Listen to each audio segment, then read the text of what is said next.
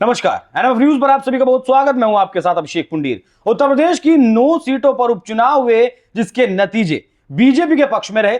मतलब 9 सीटों में से 7 सीटें जीतने में बीजेपी कामयाब रही, जबकि सपा के पास पहले 4 सीटें थी, उनमें से भी उसने 2 गंवा दी, सिर्फ 2, जिनमें शीशामऊ और करहल की सीट बचाने में वो कामयाब रही।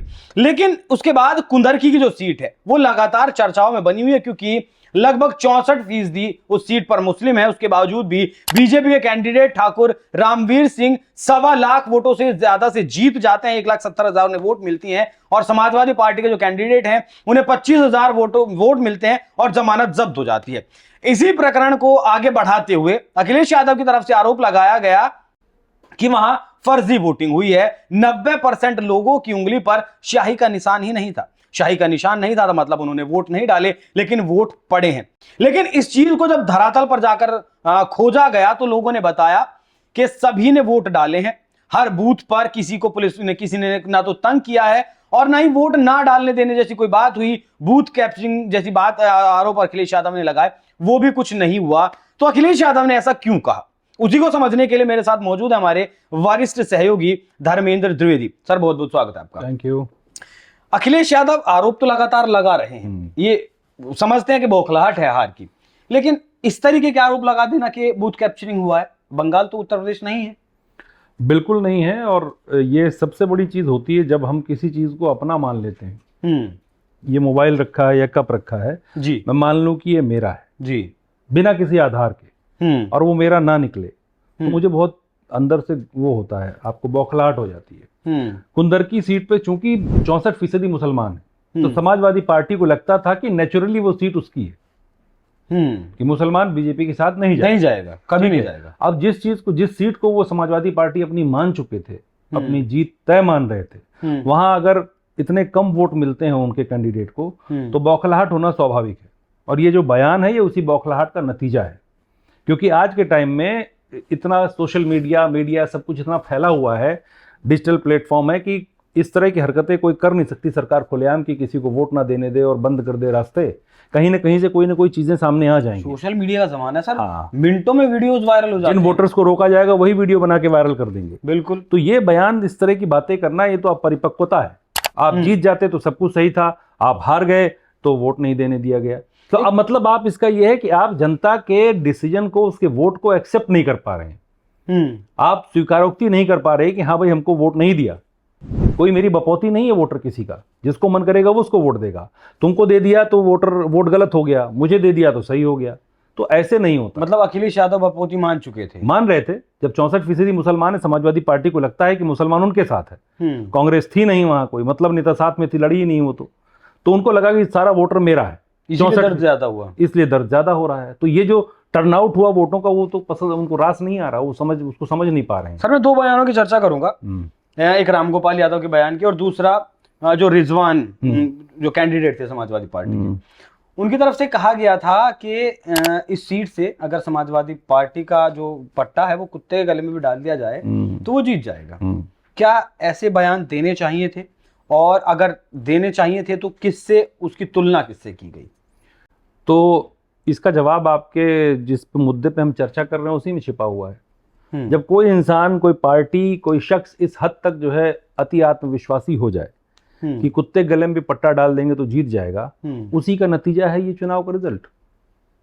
उनको लग रहा है। लेकिन अखिलेश यादव समझने के लिए तैयार नहीं है। कैसे समझेगा? कोई आदमी, आपकी डिफीट हुई है, अगर आप राजनीति में हैं और आपकी हार हुई है, तो उस हार को स्वीकार करने के लिए बहुत बड़ा दिल चाहिए होता है, बहुत सम्मान देना होता है वोटर्स को। और आप इस तरह की बातें अगर आपका कैंडिडेट करेगा तो आपको वोट करेंगे लोग? नहीं करेंगे बिल्कुल। तो आपका ये दिखा रहा है कि आप मानते थे कि ये मेरी सीट है, इसीलिए आपके कैंडिडेट ने इस तरह का स्टेटमेंट दिया। और उस स्टेटमेंट का नतीजा मैं मानता हूं ये हुआ कि पब्लिक ने दूसरी तरफ वोटिंग करी, और जिस तरफ भी की वो उसका संवैधानिक अधिकार है वोट देना। कौन किसको वोट देता है वो उसकी मर्जी है।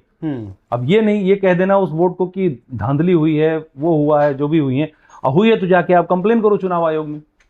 अच्छा सर, जिस तरीके से कहा जाता है कि मुसलमान कुछ भी हो जाए बीजेपी को वोट नहीं देगा, हाँ, लेकिन कुंदरकी ने वो ट्रेंड बदला है।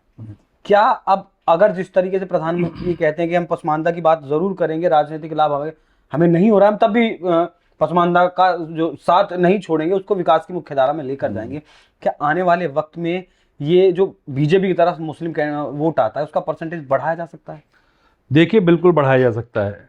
कोई भी ऐसी चीज नहीं है राजनीति में जो असंभव हो। बस ये होता है कि आपको सही दिशा में काम करना होता है, और किसी की भी सोच बदलने के लिए एक समय चाहिए होता है। आज अगर आप सबका, पहली सरकार में सबका साथ सबका विकास था, फिर दूसरी बार जब बनी तो सबका साथ सबका विकास सबका विश्वास आया। तो विश्वास की बात जो की जाती है वो अल्पसंख्यकों को लेकर की जाती है, जिनके अंदर ऐसा कहा जाता है कि बीजेपी सरकार या मोदी सरकार को लेकर विश्वास की भावनाएं रही हैं। तो ये कोई बड़ा मुश्किल काम नहीं है। जब उस वोटर को, एक वर्ग विशेष को, वोटर को लगने लगेगा कि हाँ, ये हमारे बारे में सोचते हैं, हमारे लिए स्कीमें हैं, सबको फायदा मिल रहा है, तो कोई बड़ी बात नहीं कि कल चले जाएं। क्योंकि हमेशा मुसलमान तो हमेशा राजनीति का मोहरा रहा है। आज तक हर पार्टी ने इस्तेमाल किया उसको। बेनिफिट किसने दिया? किसी ने नहीं दिया। तो अगर उनको लगेगा कि हमको बीजेपी से बेनिफिट हो सकता है कुछ, तो आ सकते हैं। कोई बड़ी बात नहीं। मैं नहीं कहता कि सब आ जाएंगे, लेकिन 2% 4% मुसलमान तो आ ही सकते हैं, जो वहां पर पिछड़े हुए हैं, जिनके साथ वहां भेदभाव हो रहा है। उनको तो इधर आने में कोई दिक्कत नहीं होगी, मुझे लगता है आने वाले। नहीं, वो 2-4% बीजेपी के लिए भले ही मायने नहीं रखता हो, लेकिन जहां से वो आएगा उनकी जमीन जरूर खिसक जाएगी। बिल्कुल खिसकेगी। रामगोपाल यादव से जब संभल का मुद्दा अभी भी चल ही रहा है, जब शुरुआत हुई तो उनसे पूछा गया कि संभल में जो विवाद हुआ है वो क्यों, तो बड़ा बेतुका सा बयान था, आपने भी सुना होगा जवाब उनका, कि अगर आप वोट डालने से रोकेंगे, आप बूथ कैप्चर करेंगे, तो संभल पत्थरबाजी नहीं करेंगे तो फिर क्या करेंगे? देखिए, ये वही क्रोनोलॉजी है। अखिलेश कह रहे हैं कि वोट नहीं देने दिया गया, रामगोपाल यादव कह रहे हैं कि वोट नहीं देने दिया गया। तो पार्टी लाइन है ना, वो पार्टी लाइन की बात है, जिनको सबको यही कहना है कि वोट नहीं देना गया, आप वोट नहीं देने दिया गया। अपनी हार को, अपनी डिफीट को, इसको इस तरह से कवर अप करने की कोशिश भी तो करती है पार्टी। नहीं करेंगी तो क्या जवाब देंगी वोटर को? तो वो उसको कवर करने की कोशिश है, और ऐसे बयानों का बहुत नकारात्मक प्रभाव पड़ता है मॉब के ऊपर, जो भीड़ है उसके ऊपर। अब अगर आप ये कहेंगे कि वोट नहीं देने दिया गया तो दंगा ही तो करेंगे, तो इसका मतलब कि आप दंगे का समर्थन कर रहे हैं, आप उकसा रहे हैं उनको करने के लिए कि हाँ, जो तुम कर रहे हो वो सही है, इसका रिपरकेशन ये ठीक है कि यही होना चाहिए। तो इस तरह की बातें अगर करेंगे तो इससे समाज में नफरत के अलावा और कुछ फैलना नहीं है। दंगा होगा तो उसमें सबका नुकसान है, पार्टी का हो सकता है भला हो किसी का, लेकिन जनता का, आम आदमी का नुकसान है उसमें। तो ये उसको कवर करने की कोशिश है, ये सारे बयान जो है। 2022 का चुनाव अगर मैं याद करूं सर, तो एकमुश्त वोट मुस्लिमों का समाजवादी पार्टी के साथ गया था। जयंत चौधरी भी उनके साथ थे, आपका राजभर भी उनके साथ थे, कई छोटी छोटी पार्टियां उनके साथ थी। उसके बावजूद भी वो 125 सीटों पर सिमट गए थे। लेकिन अब जिस तरीके से कुंदरकी ने एक ट्रेंड बदला है, एक नया रास्ता दिया है कि ऐसा भी हो सकता है, उससे इन राजनीतिक पार्टियों का भविष्य क्या देखते हैं? देखिए, अगर सिर्फ एक मॉब की राजनीति, मैं तो मॉब की ही कहूंगा, एक मॉब की राजनीति करती है बस। देखिए, मॉब की राजनीति, जो वर्ग विशेष की राजनीति करते हैं, वो बहुत दिन तक नहीं चलने वाली है। उसकी वजह यह है कि अभी क्या है कि आपने किसी पार्टी के प्रति नफरत भर रखी है, गलत धारणाएं बना रखी हैं, आपकी राजनीति उसी पर चलती है। लेकिन जिस दिन लोग अपने दिमाग का इस्तेमाल करने लगेंगे और सोचने लगेंगे चीजों को तार्किक तरीके से, उस दिन चीजें बदलेंगी। ऐसा नहीं है कि ऐसा चलता रहेगा। बहुत साल तक, बहुत दशकों तक आप किसी को मूर्ख बना के नहीं रख सकते हैं।